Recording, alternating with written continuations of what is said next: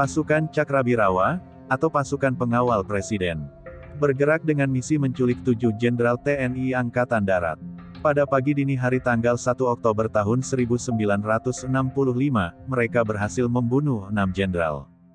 Minus 1 jenderal yang lolos, yaitu Jenderal Abdul Haris Nasution, yang kemudian berlindung di markas Kostrad, yang dipimpin oleh Mayor Jenderal Soeharto.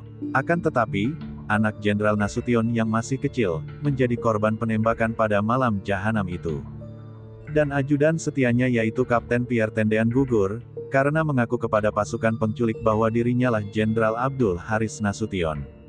Lalu bagaimanakah nasib pasukan Cakrabirawa, yang menculik dan membunuh putra-putra terbaik bangsa itu? Dalam video kali ini, kita akan sajikan kisahnya, untuk menjadi pelajaran berharga, bahwa apa yang kita tanam akan kita tuai, di kemudian hari. Jika kita menanam tebu, maka kita akan menikmati manisnya es tebu.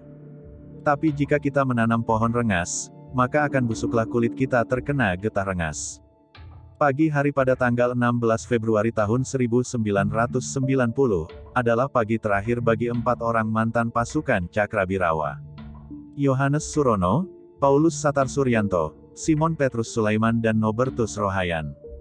Dijemput dari selnya di penjara Cipinang hendak ada eksekusi. Satu regu tembak telah menunggu, dalam catatan Amnesty International Report tahun 1991. Halaman 119, keempat tahanan itu hampir semuanya telah lansia. Ketika dieksekusi, Yohanes Surono berusia 60 tahun. Paulus Satar Suryanto berumur 57 tahun. Simon Petrus Sulaiman berumur 60 tahun. Dan Norbertus 49 tahun, di antara mereka hanya Rohayan yang mendapat kunjungan dari keluarganya. Pamannya menjenguk Rohayan, beberapa hari sebelum menjalani eksekusi. Insight Indonesia nomor tanggal 14 April tahun 1988, menyebut bahwa ia menderita diabetes dan penyakit lainnya. Selama 2 dekade lebih, mereka ditahan rezim Orde Baru karena terlibat G30 SPKI. Saat peluru satu persatu menghabisi hayat, kematian mereka terdengar hingga negeri Belanda, seperti yang diberitakan oleh surat kabar The Voice Keren edisi tanggal 19 Februari tahun 1990. Menurut majalah Tempo nomor 98 April tahun 1990, mereka ditangkap antara tanggal 4 hingga tanggal 8 Oktober tahun 1965. Berasal dari Angkatan Udara, ia ditangkap pada tanggal 5 Oktober tahun 1965. Dan dijatuhi hukuman mati oleh Mahkamah Militer Distrik Bandung pada tanggal 8 November tahun 1969. Ia sempat mengajukan banding, namun pada Februari tahun 1987. Bandingnya ditolak, lalu pada tanggal 5 Desember tahun 1989. Ia mengajukan gerasi, dan lagi-lagi ditolak. Pada malam tanggal 1 Oktober tahun 1965 Rohayaan adalah penembak Mayor Jenderal Raden Suprapto. Sehari sebelum penangkapan Norbertus Rohayaan Satar Suryanto lebih dahulu dicoko. Seperti terdapat dalam gerakan tanggal 30 September di hadapan Mahameru II di Jakarta Perkara Untung tahun 1966. Halaman 21. Satar adalah sersan mayor dengan NRP 107453. Ia menjabat sebagai Komandan Pelaton 2 Kompi C Batalion 2 Kawal Kehormatan Cakrabirawa yang tinggal di Asrama Tanah Abang. Saat menjadi saksi dalam perkara Untung pada tahun 1966 usianya sekitar 34 tahun.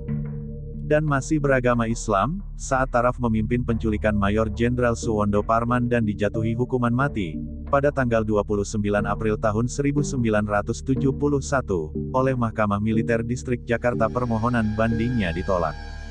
Dan sebelum dieksekusi yang memakai nama Paulus Satar Suryanto. Sebagaimana kawannya Yohanes Surono pun sempat menjadi saksi dalam perkara Untung saat itu usianya 36 tahun.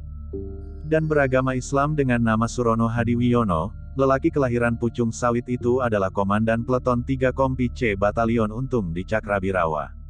Surono memimpin penculikan Brigadir Jenderal Sutoyo Siswomiharjo, dan ditangkap pada tanggal 8 Oktober tahun 1965. 5 tahun kemudian ia dijatuhi hukuman mati oleh Mahkamah Militer Distrik Jakarta. Pengajuan banding dan grasinya ditolak pada tahun 1986 dan 1989, jika Norbertus Rohayaan adalah penembak Mayor Jenderal Raden Suprapto. Maka Simon Petrus Sulaiman adalah orang yang diberi tugas oleh Letnan I Dul Arif, untuk memimpin penculikan petinggi Angkatan Darat tersebut. Menurut sumber pemerintah, Sulaiman kelahiran Cepu, Blora, Jawa Tengah pada tahun 1927. Ia ditangkap pada tanggal 5 Oktober tahun 1965, ketika Mayor Jenderal Suprapto dan perwira Angkatan Darat lainnya, dikebumikan di Taman Makam Pahlawan Kalibata. Sulaiman dijatuhi hukuman mati pada bulan November tahun 1969 oleh Mahkamah Militer Distrik Jakarta. Seperti ketika kawannya, banding dan grasi yang ia ajukan semuanya ditolak pemerintah daripada Soeharto. Para eksekutor dan pemimpin penculikan lainnya selain keempat orang tersebut, ada juga seorang prajurit bernama Anastasius Buang. Usia penembak Mayor Jenderal Subondo Parman itu seumuran dengan Rohayan. Pada pertengahan tahun 1980-an Buang terancam dihukum mati, namun ia baru meninggal secara misterius pada bulan September tahun 1989. Jenazah Buang berhasil ditemukan oleh keluarganya. Rohayan dan Buang punya kesalahan yang sama dengan Sersan II Giyadi Wikno Suharjo. Mereka sama-sama menjadi eksekutor operasi penculikan. Giyadi kelahiran Solo pada tahun 1928, adalah penembak Letnan Jenderal Ahmad Yani. Ia ditangkap pada tanggal 4 Oktober tahun 1965, dan sempat menjadi saksi dalam perkara Untung. Menurut Insight Indonesia nomor tanggal 14 April tahun 1988,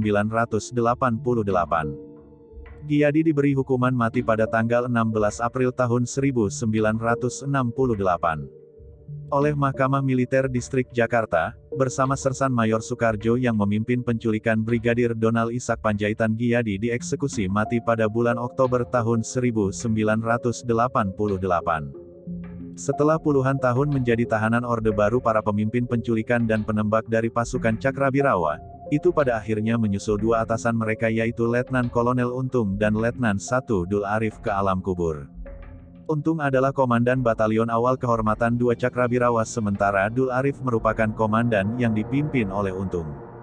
Sebagai prajurit penjaga presiden, para sersan dan kopral yang memimpin penculikan dan penembakan para jenderal, tak dapat menolak perintah kedua atasannya, maka pada malam menjelang subuh 1 Oktober tahun 1965, mereka bergerak menculik, dan menghabisi para perwira Angkatan Darat, yang dianggap tidak loyal kepada Presiden. Lewat isu Dewan Jenderal, puluhan tahun kemudian parade kematian itu mereka hadapi sendiri. Itulah pasukan penculik yang menghabisi banyak nyawa saat peristiwa berdarah G30 SPKI. Apa yang kita tanam, itulah yang akan kita petik. Semoga video kali ini dapat kita ambil hikmahnya, agar kita selalu berpikir panjang atas apa yang kita perbuat, dan apa dampaknya di masa yang akan datang. Jika kalian suka dengan video ini, silahkan tekan tombol subscribe dan berikan jempol ke atas. Dan jika kalian menganggap video ini bermanfaat, maka bagikanlah untuk teman-teman Anda yang lain. Terima kasih sudah menonton, sampai jumpa di video selanjutnya.